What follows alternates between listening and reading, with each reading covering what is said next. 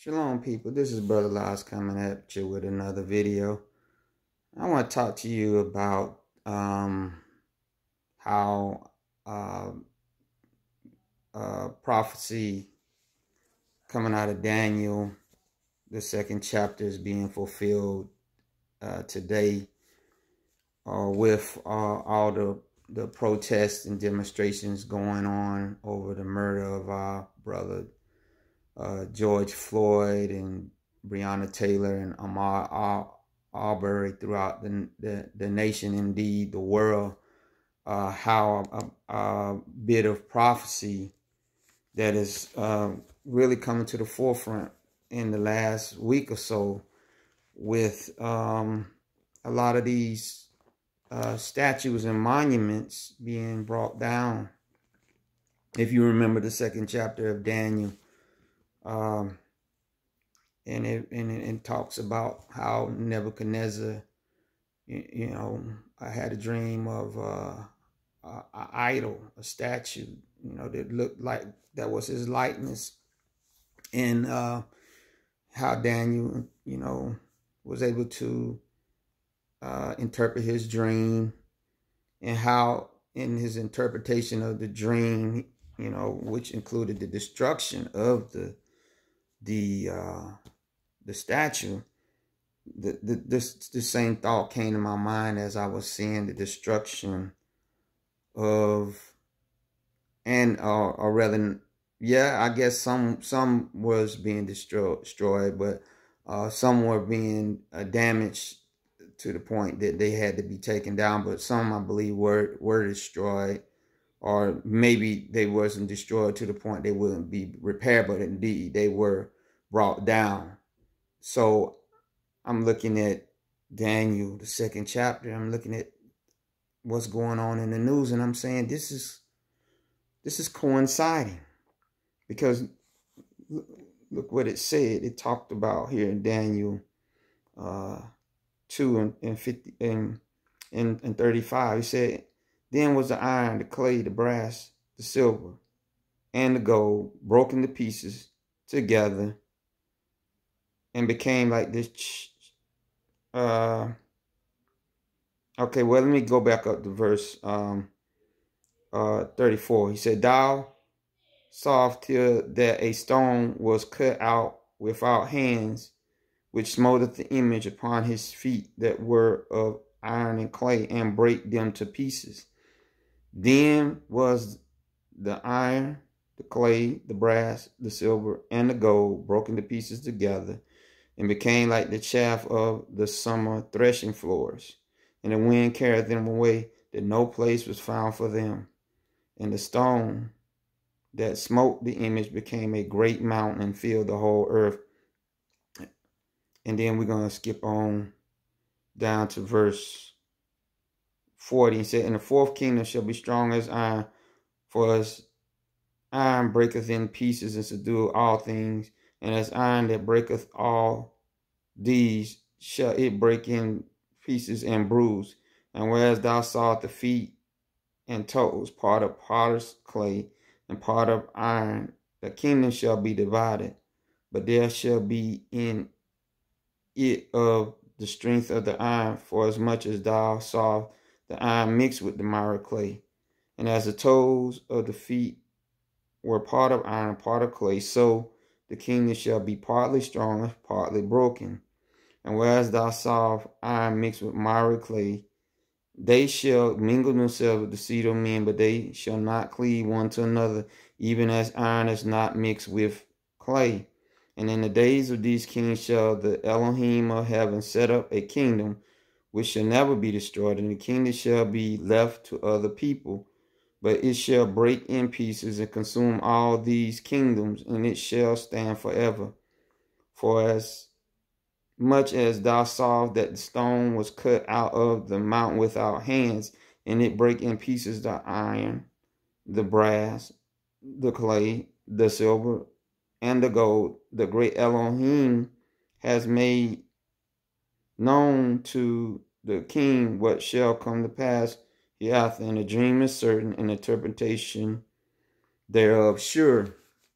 So we know that he was saying that one day the fourth kingdom, which we are living in the fourth kingdom. The fourth kingdom is the Roman Empire. The Roman Empire never died. It just transformed into a church state. The Roman Catholic Church, which also was the Holy Roman Empire. Also, it had an army. All the army that the Catholic Church had was the armies of all the kings that it still controlled, and that it morphed into the 10 toes of Europe, which included England, which England morphed into, or at least part of England morphed into the United States and the Iron Kingdom. The Iron Kingdom, the strong kingdom that held to miry clay. Whenever you see clay, we know that that represents Israel. That represents us. Remember the parable that Jeremiah stated about the potter's wheel and the clay. We are the clay. And we know that because of our disobedience, we were taken into captivity by all 4 kingdoms: Babylon, Persia, Greece, and Rome. But in this, in the dream, we know, or the vision dream that Daniel had, he seen the final outcome of the statue was it was destroyed by Yeshua, which is the stone cut out of the mountain with our hands, meaning it was divine. It was a divine thing. Now, we are given the impression that, you know, until the Yeshua physically gets here on earth, that none of the kingdoms are going to be able to be brought down. But I'm telling you right now, they are in the process of being brought dismantled. When I started seeing some of these statues, these Civil War statues, these Confederate statues, these statues of a lot of colonizers and a lot of quote unquote discoverers and explorers, which we actually know were nothing but people that genocide whole races. I never thought I would live to see the day that these and I never actually seen it. I really don't want to see it, but who would have ever thought that Richmond would bring down the statue of the General Lee? These statues are more than just tourist attractions. The people that follow after these generals and follow after American history, these are places of worship and reverence to them. These represent the fact that at one time they presided over a kingdom that could physically lock us down to plantations, physically lock us down to basically, you know, build this country up, these statues. And so that's why the popular motto by Trump was so inspiring to these people. When he said, "Let's make America great again," their mind immediately goes back when they think about General Lee and they think about Stonewall Jackson and all these people who were trying to keep their way of life, which was slavery, intact. And we know that a lot of those generals after the Civil War went on to form militias and the Klan and all these things to continue to oppress our people. Therefore, he said that iron mixed with miry clay, where the iron was locking in the clay. Now, notice this. It said that until the stone that cut out of the mountain with our hands crushes the toes, that the clay and the iron mixed together, but they was partly strong and partly weak. And isn't that had been the case with not just America, of course, because we got our other brothers and sisters that were also held in slavery in Brazil and the Caribbean and Central America and in Africa, the colonization or whatever. But I'm looking at us here in America, given that I believe that the 400 year prophecy deals particularly with us here in America, and that what happens here in military Rome, the military arm of Rome and the military arm of Babylon, because you got this multi expression of what we are going through. We're going through Egypt. We're going through Egyptian captivity, but we're also going through a Babylonian captivity. But we're also going through a Roman captivity, because remember when Yeshua came, at the time that he came,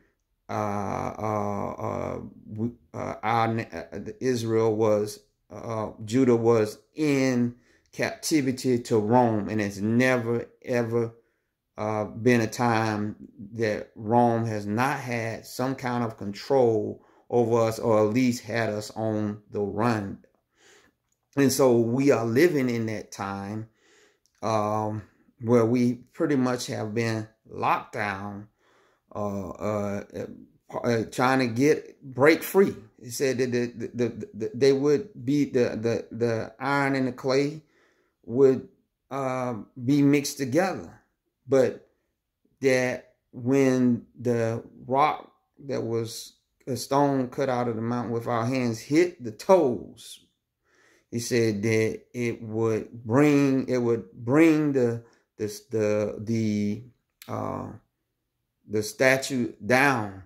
I'm telling you, the taking down of these monuments is prophetic in nature. It is a sign to us that this is the beginning of the end of this republic. Because understand what it said. It said it would, once the statue would start coming down, it said that it would bring the whole thing down, because all kingdoms are going to be encapsulated in the Roman Empire, meaning Babylon.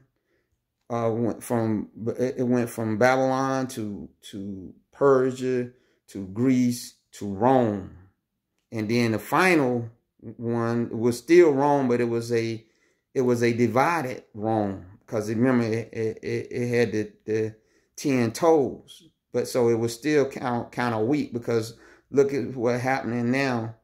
The European nations are trying to split away from America. So NATO is not strong like it was.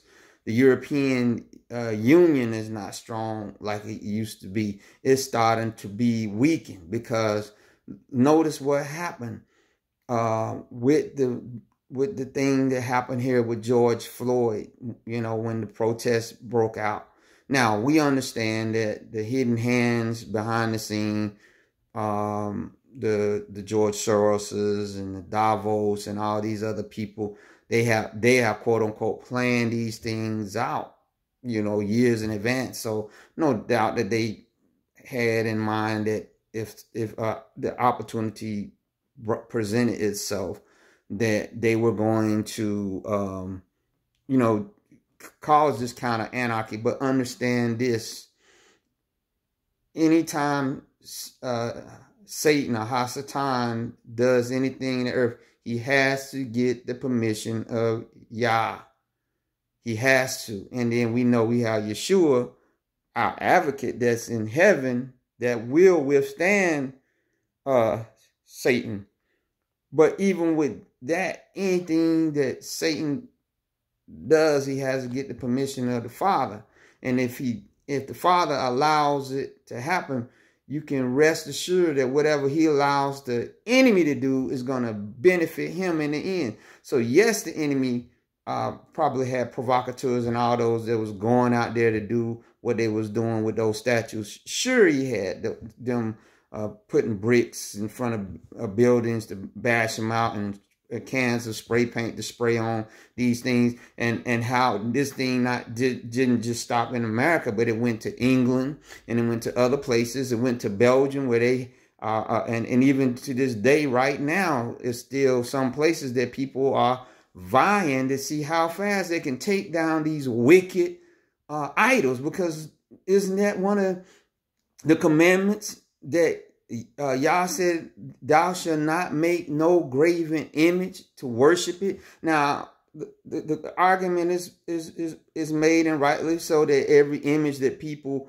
have out there is not a sign of that they worship, but we know that these images that these people have made of their conquerors, their generals, these people worship these things because they would not have the power, they would not have the wealth, they would not have the prestige if these men would not have put their lives on the line and went forth, or put their policies in place, or inspired a great I ain't gonna say great, but inspired these exploits to other nations for exploration, which we actually meant was exploitation, when they went into nations that was not bothering them, but they had natural resources, and they went in there to conquer them. That they are inspired by these men and some women. And so that the taking down of these things are, in a sense, and we know behind every idol, there is demonic energy, the demonic power.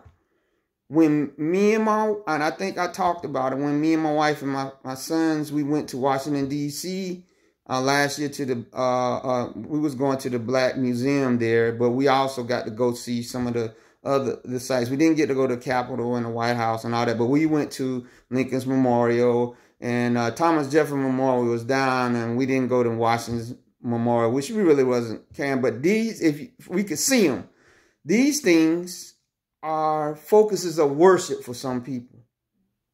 They are. Think about the apotheosis of George Washington in the Capitol Rotunda, where he's ascending in the process of becoming a quote-unquote God, right? And so what is a foundation? If we say Yeshua is our foundation, he is a living stone, they are saying that the foundation of this nation is George Washington, Thomas Jefferson, Ben Franklin. They believe that their spirit, their actual spirit, still inspires this country.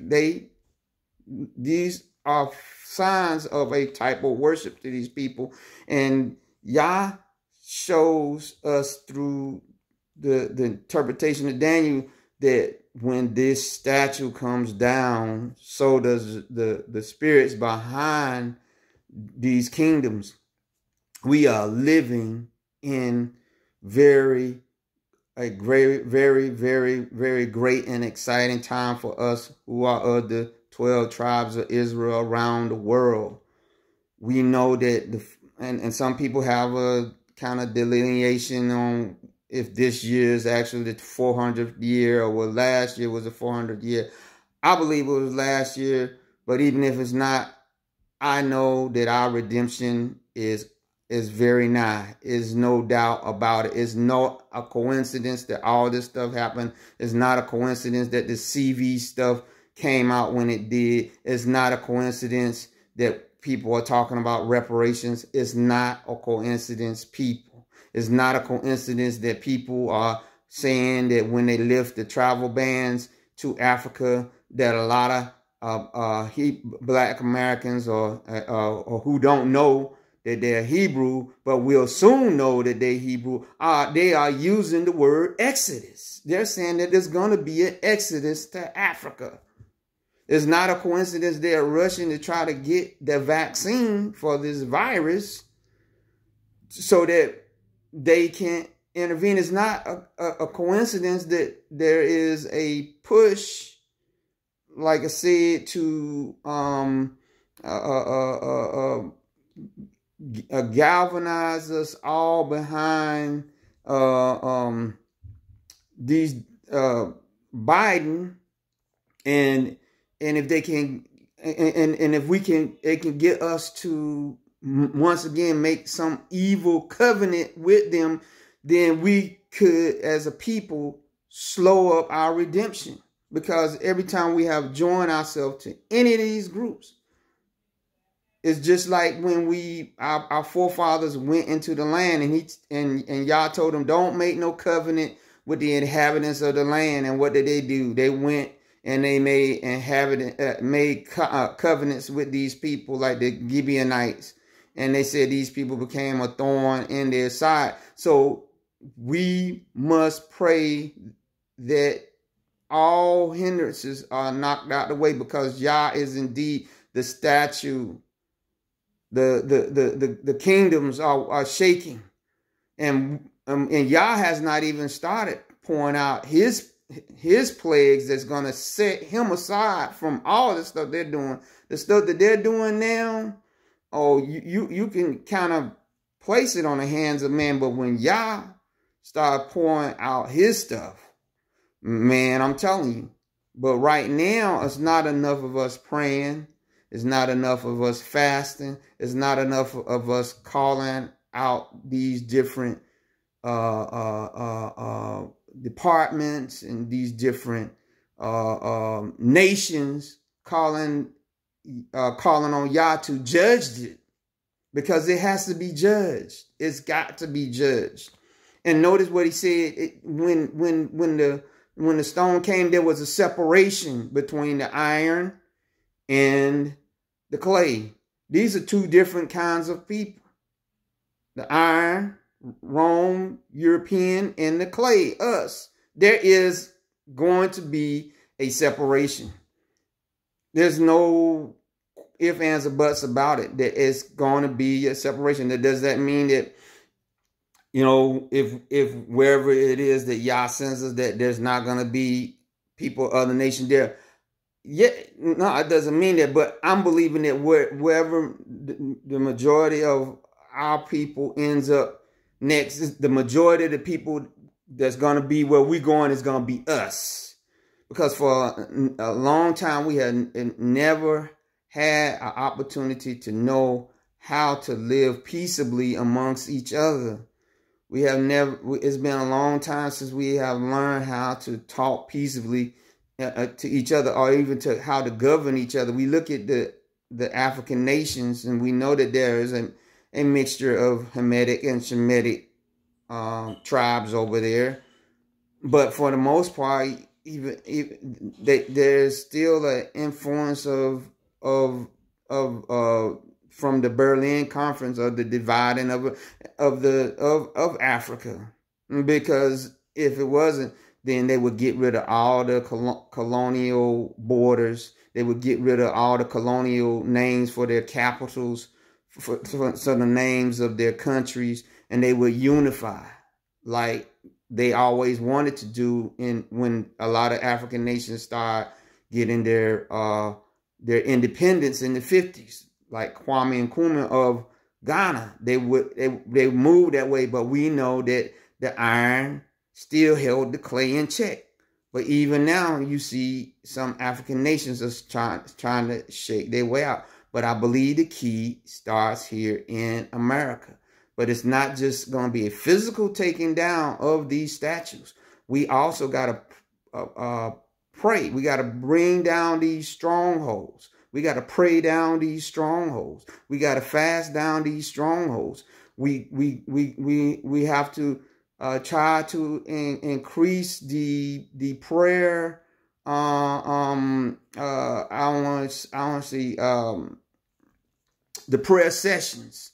We need to try to enlarge them. We need to try to get this 24-hour prayer going round the globe to shake the very foundations. And I'm believing that happened. But ultimately, Yah let me know that when it's all said and done, when all this is over, we're going to look back and say, If it had not been for Yah, where would we be? Because the Bible says that the righteous are going to scarcely make it in. What about the ungodly and those that don't know Yah? We're going to scarcely make it in. But that doesn't mean that we sit down and do nothing. So I'm not mad. I'm not mad at the people out there that are, going down there and fighting to get some of these statues and stuff taken down. They should have been taken down a long time ago, to get some of these flags taken down, to get some curriculums and maybe change. But ultimately, this all in the long run doesn't really matter, because that's will be only short term, because in the long term it's going to be destroyed. There's going to be a separation, and there's that stone that cut out with our hands is going to become a great mountain, the kingdom of Yeshua, and our people, the 12 tribes, will be ruling and reigning with him. And we know that is coming real soon. But are you ready? Are you born again?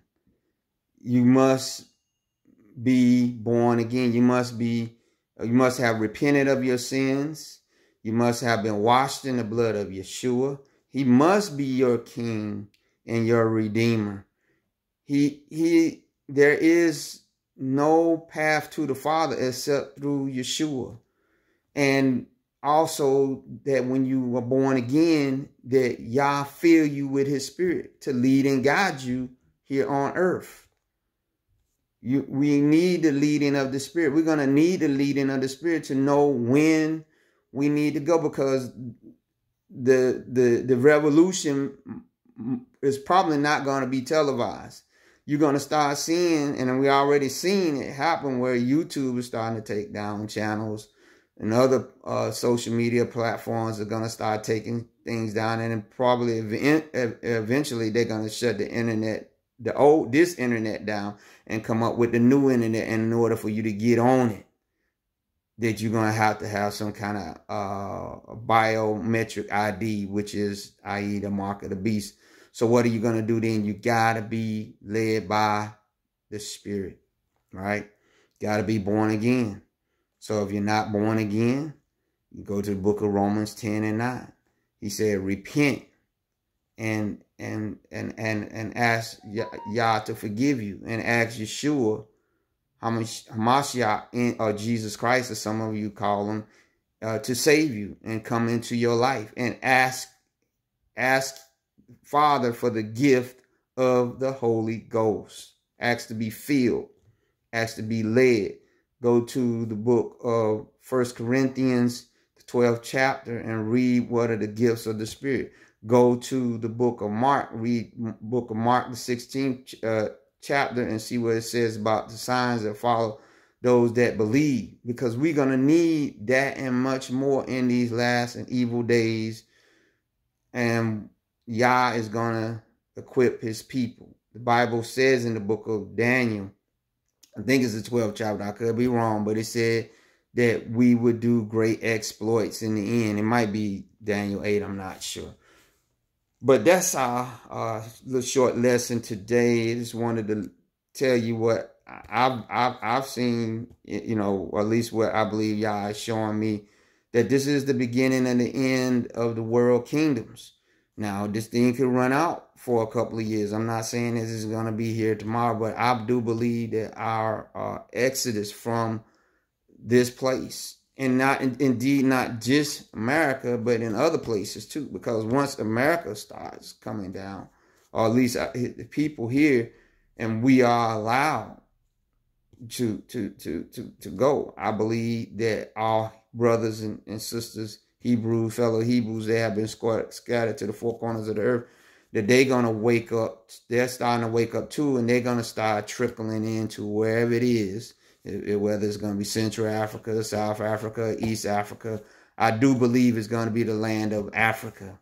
And the reason I believe that is when Israel was wandering through the desert, and I found it very interesting. it was showing that right before they was getting ready to cross into Israel, which I don't believe that all of Israel is in Africa like some people believe. I do believe that some of Israel is, because we know that from Goshen on or the Nile River, which if you go from the Nile to the Euphrates, that would include Goshen, which is in Africa, that some of it is, but I'm not believing that it's all in Africa. I believe that Africa is a land of a place where we're going to go, are the cities of the Amorites. Getting back to the point, I was saying, when Israel was wandering through the desert for 40 years for their disobedience, which we have been serving 400 years in the wilderness of America for our disobedience, that right before they got into Israel, they came into these cities of the Amorites, and Yah let them dwell in the cities of the Amorites for some years, and then they moved on. So I'm believing that's what's going to happen, that we're going to have a short stay in Africa. What places, I don't know, but it's going to probably be for some years, and in that time, Yah is going to be weeding people out. He's going to be weeding out who's going to be going back into the land. And then from those, you read in Isaiah where it talked about the river in Egypt being smited in 7 places and made dry, and that we will walk across. I don't think it's figurative. I think it's literal, that it's gonna walk on through, or drive on. I don't know, somehow we're gonna be on feet. So I believe that. All right, and so this is an exciting time again. If you, I want to say hello to all those that have just have subscribed to my channel. I will ask you to leave a comment. I will ask you to give me a thumbs up, and I will ask you to subscribe and hit that notification bell, and keep us in prayer. Keep all Israel in prayer, and look up for your redemption is drawing nigh. Be blessed.